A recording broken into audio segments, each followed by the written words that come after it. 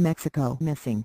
Thousands march to demand full investigation. Thousands of people have taken part in demonstrations in Mexico City to demand a full investigation into the disappearance of 43 students 4 months ago. The trainee teachers went missing after taking part in a protest in the southwestern town of Iguala on September 26. Prosecutors say they were seized by local police and handed over to a local gang, which killed them.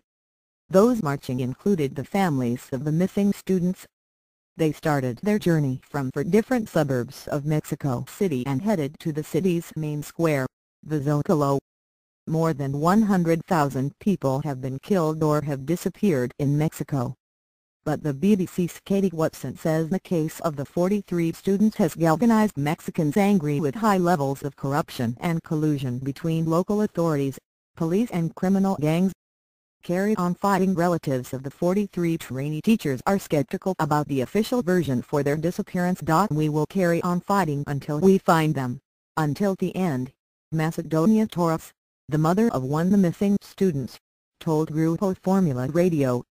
I don't believe they are dead. And if they are dead we will hold the government responsible, added Maximino Hernandez, father of Carlos Lorenzo Hernandez. Line at the scene.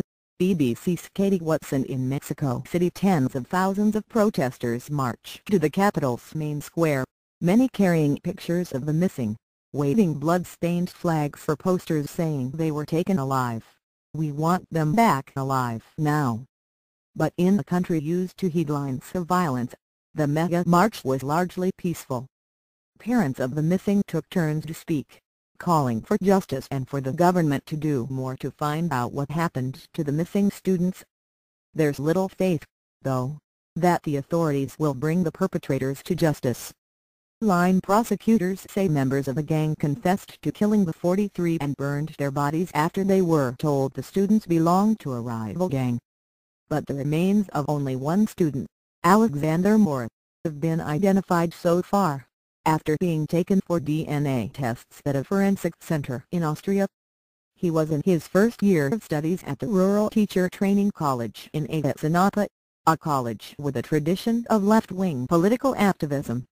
Alexander Mora was part of a group of students who traveled to nearby Iguala on September 26 and, as part of a protest, commandeered a number of buses.